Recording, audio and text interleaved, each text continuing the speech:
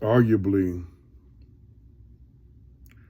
the most ongoing and heated debate on most social media platforms is, make sure you hit them buttons too. Like me, share me, subscribe to MLG Truth with 2 Hertz with a Z. Um, winding down my Sunday evening, but getting back to this debate, arguably the most heated debate. Sometimes it gets frivolous. Sometimes it just get completely asinine on sports debate on most of the social media outlets is the greatest of all time debate, and the two principal guys that's being argued is Michael Jordan and LeBron James. Now, before I get into my take on it, let's start off by saying, in any sport, any team sport, the greatest of all time conversation, pretty much it boils down to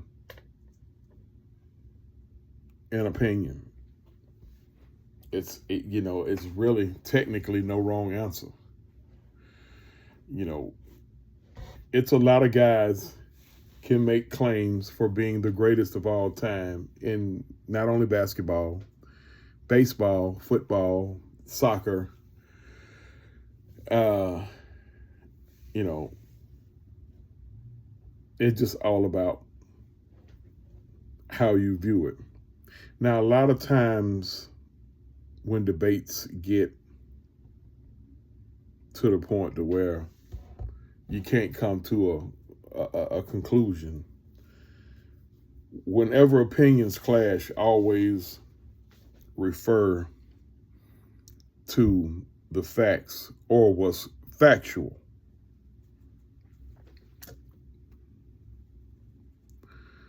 Now,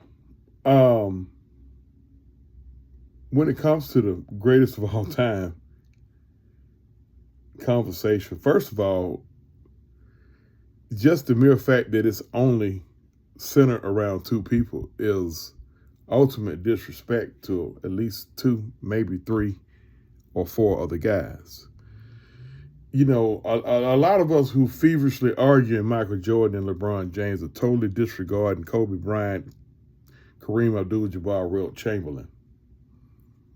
And it's all about how you view it now. If you feel like somebody else should be in that debate, then maybe we disrespecting them too. But but the three names that comes to mind with me that's being disregarded is Kobe Bryant, Wilt Chamberlain, and Kareem Abdul-Jabbar. All right, but that's another story. But the heat is with Michael Jordan and LeBron James. Why? And realistically speaking, I know social media plays a heavy part on this. People have more freedom of speech, and you can see it, and you can see a lot of people have the access to see other folks exercising their freedom of speech. Now, but even when you go back to, I'm a 55-year-old man, even when you go back to, the barbershop talk, you go back to the barbershop talk,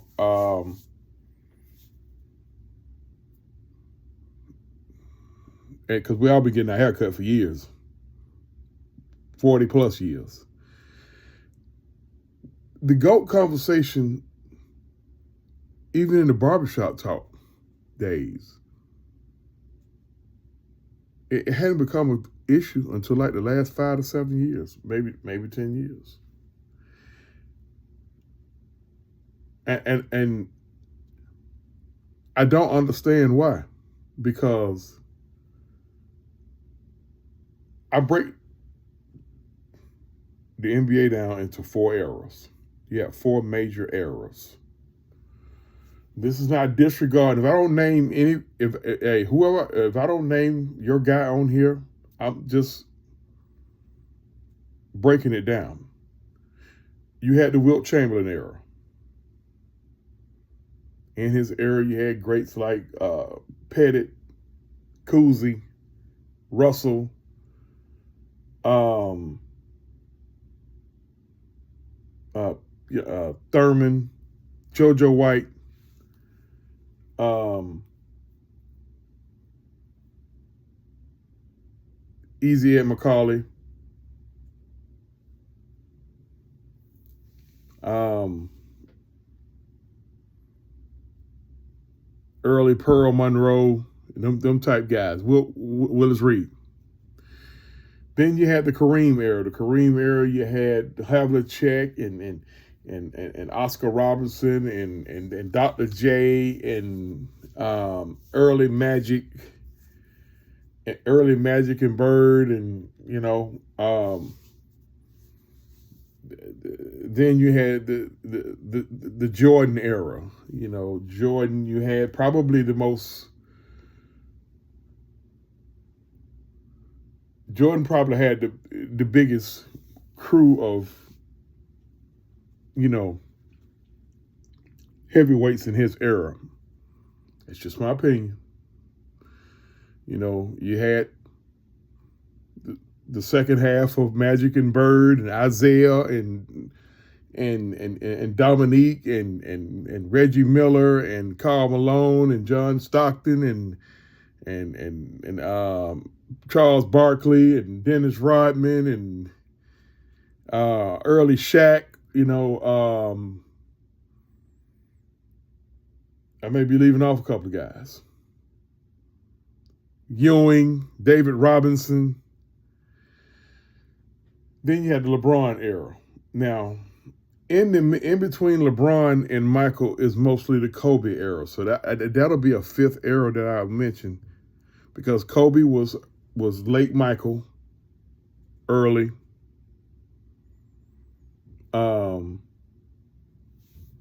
Early LeBron, and he had guys in his era. He had AI and mostly a lot of Duncan and D Wade and Dwight Howard and early KD and Kevin Garnett. Now you got LeBron era. LeBron era is pretty much the guys who you see mostly today. The LeBron, you had late Kobe and then Steph Curry and just that Splash Brother crew, period, and Durant and Harden and now you got guys like Jokic and Embiid and Giannis. So those are the 4 eras that I break the NBA down in. I break them down to Wilt, Kareem, Michael. Throw in Kobe, okay, but 4 to 5, and then LeBron.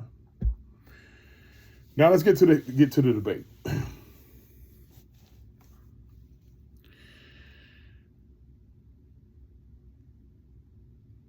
One of the main differences between why a lot of people, to the fans, most of the fans that feel like LeBron is the greatest,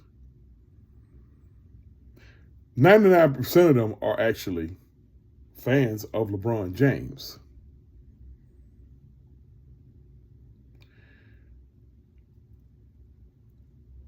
The majority of the people who feel like Jordan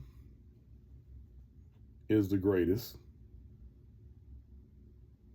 I say, 60 to 70% of those guys are people were not even Jordan fans. That's where I come in at. I'm in that category. I couldn't stand Jordan coming up as an Atlanta Hawk fan. You know, the Atlanta Hawks and the Chicago Bulls were bitter Central Division rivals. And we didn't like nobody in our division, and the Boston Celtics, of course. Nobody liked the Celtics. And this was before any of the teams came in. You know, the Magic, the Heat, the Grizzlies, the Raptors, the Pelicans, and the second installment of the Hornets. When the league was 24, 25 teams for the most part. Those were the rivals of the Hawks. Now, opinions been clashing a lot, so you got to go to what's factual. But when you go to what's factual, you got to know the difference between a fact and a narrative. That's where a lot of the LeBron James fans kind of start taking on water with the debate. A lot of they use facts, but the majority of the time is narrative with LeBron James fans. Let me give you an example of a narrative. Somehow LeBron James fans use 1984 through 1991 as a slight to Jordan, like bringing up his first 7 years with no rings. But they say it so loud, you would think LeBron James had multiple rings when he had the same amount of rings as Jordan. Now, what they're saying is LeBron had no help and Jordan didn't do anything until Scottie Pippen flew in the building. Okay, let's scale it back a little bit. Michael Jordan was drafted in 84. All right. He missed most of 85 with a broken foot. Scottie Pippen was drafted. He played the 86 season, then the 87 season. They got Scottie Pippen on the draft day trade or somewhere along in there from the Seattle Supersonics. Scottie Pippen was drafted 5th overall out of Central Arkansas. Scottie Pippen's first year, he averaged 8 points, 4 rebounds per game. He didn't even start. He was a reserve. Then after that, he became a starter. So you want to say he didn't do anything until Scottie got there. Well, Scottie got there in 87, and he was a non-factor in 87. And he entered the starting lineup in 88. Okay. Then they played when they played the 88, they played the 89 season, then they played the 90 season. Neither one of them got a ring until 91. So you want to say Jordan went 7 years without a ring and didn't do nothing until Scottie got there. Well, Scottie got there and went 4 years until he got a ring. So that narrative right there leaves the building.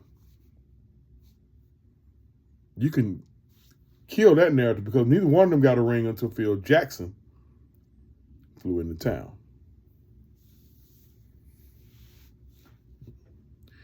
And if you want to argue, Scottie, well, if Jordan was all this, why did the Bulls win 58 games the next year that he was out? Well, when you got a team that done won 3 straight titles with an established coach like that, chemistry is already built. Even though your main guy's out, chemistry is already built.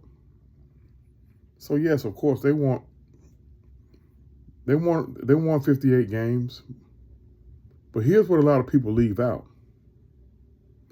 See, when Jordan was out for that year and a half, he came back. I think he came back like toward the end of the season of his second year of hiatus.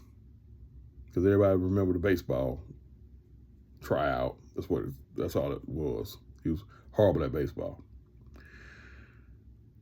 What a lot of people leave out is the Bulls went and got Tony Kukoc.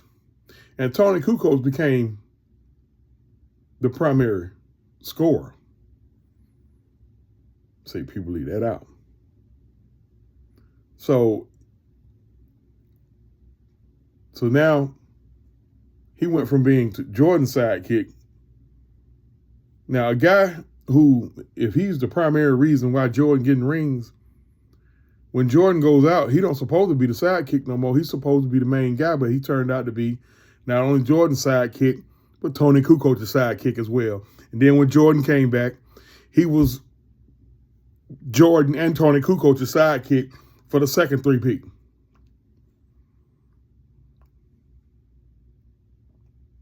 People ask the question, well, what did Jordan do without Scottie?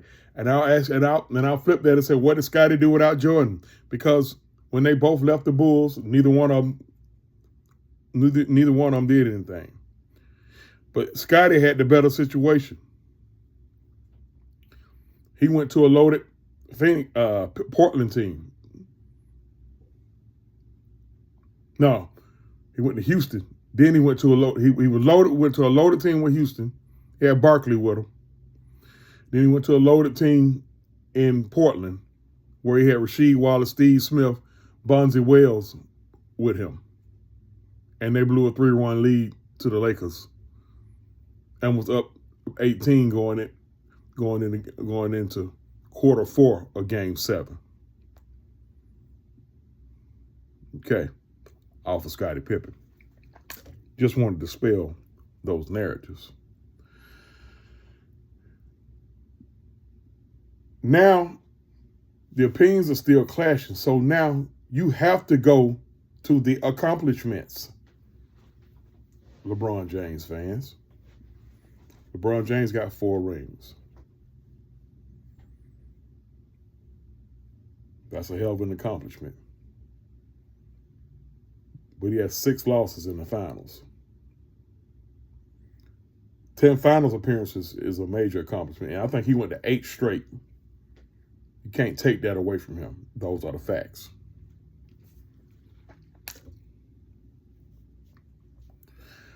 Michael Jordan did 2 3-peats and never saw a Game 7. Never saw a Game 7. He went 6-0.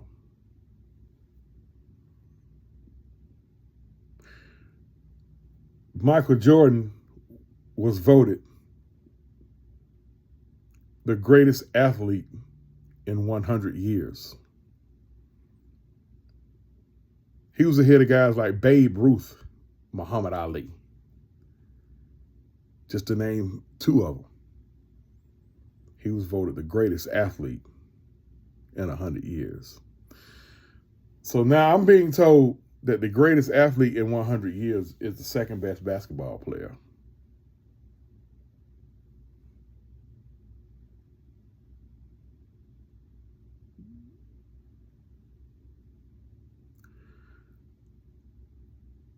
At a certain point, it has to make sense. Now, we can't take away LeBron's accomplishments. He is the all-time leading scorer. Can't take that away from him. Now, I will say this. LeBron James came into the league at 18. I think he turned 19 his first year. Michael Jordan came into the league at 21. The opportunities were a little easier for guys to come out of high school when LeBron came out versus when Michael came out, because they came out 20 years apart. Wasn't nobody come. Hey, you had to go to college and play 3 years in college back then before you could go into the NBA. That's just what it was. 20 years later, they were bringing guys out of high school. So imagine Jordan coming in at 18 and playing for 3 years.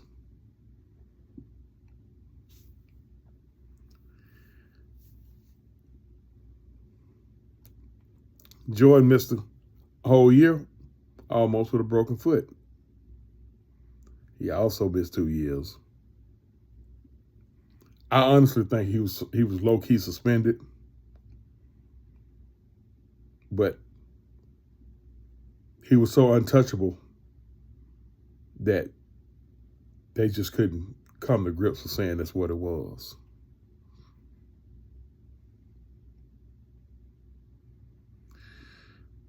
Now, the last narrative.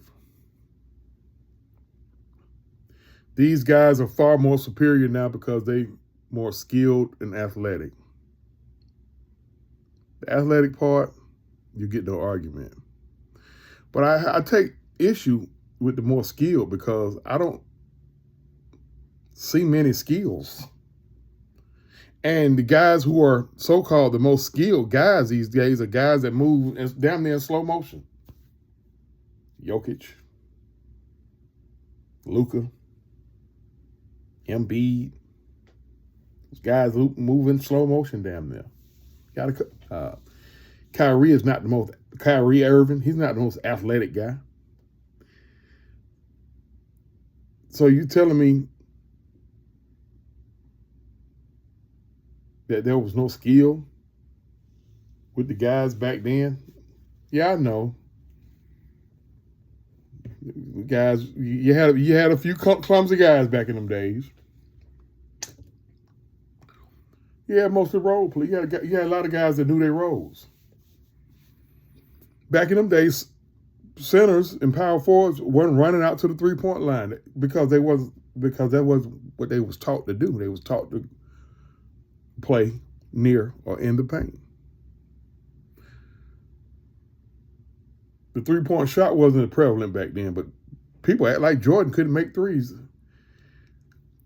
Let me tell you something. If Al Horford, congratulations to Al Horford on finally getting him a ring, and congratulations on him in his retirement, can change his game to be a predominant 3-point shooter, y'all think Michael Jordan couldn't have did it had he played in this era?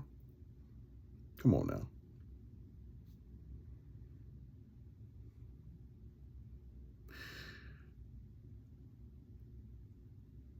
At the end of the day, basketball is basketball. The greatest basketball player that I've seen play the game, in my opinion, is Michael Jordan. That doesn't mean I don't think LeBron is great. Of course, it's obvious that he's great. The issue comes in when he is not viewed as the greatest. It's almost like the LeBron fans feel disrespected when he's not viewed as the greatest. And they feel even more triggered and disrespected when Jordan's name is brought up. Of course, Jordan's name going to be brought up when there's guys that playing with LeBron right now calling Michael Jordan the greatest.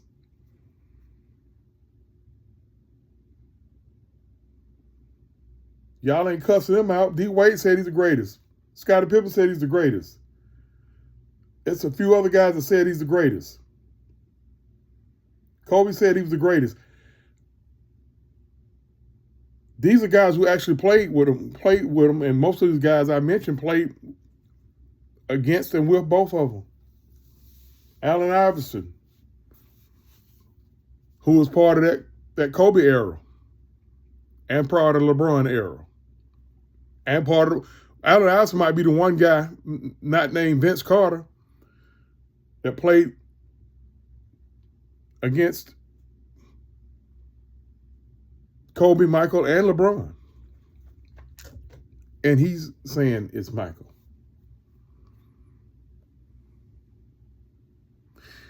%90 of the league right now are wearing Jordans. And not wearing LeBron's. And I think LeBron got his own shoe. LeBron James' own kids are wearing Jordans. The reason why I'm bringing up that sidebar stuff is because when a lot of the LeBron James fans get real sketchy and edgy, they go to the personal. Well, LeBron is a great man. Absolutely. If I was voting for Man of the Year and it came down to LeBron and Michael Jordan, I'm taking LeBron all day because Jordan was a known asshole. Okay, y'all feel better? But when you start getting real personal, saying shit like the reason why his daddy got killed was because of his gambling debts. Come on, bro. When has Jordan had a debt? Here's a man that gave his first wife almost $300 million in a divorce settlement.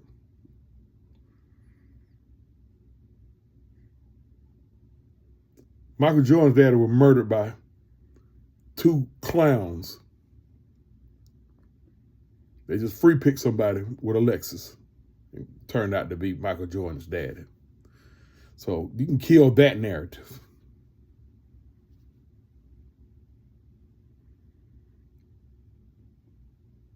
You blame Michael Jordan for investing in prisons, but you blame the wrong Michael Jordan. See, the Michael Jordan invested in prison, not Michael Jeffrey Jordan. This some old white guy named Michael Jordan, who's stay on the West Coast somewhere. In closing, I'm gonna say this. I'm gonna say it again. I'm reiterate the GOAT conversation is really an opinion. Just remember when opinions clash, always refer to the facts. Oh man, OG Truth with the 2 Hertz with a Z. And I'm gonna give a special shout out. I did this video for my homie Thomas, the People's Champ McQuarrie, aka that motherfucking the mass. We always seek and speak the truth, the whole truth, and nothing but the truth. See you guys again. We out.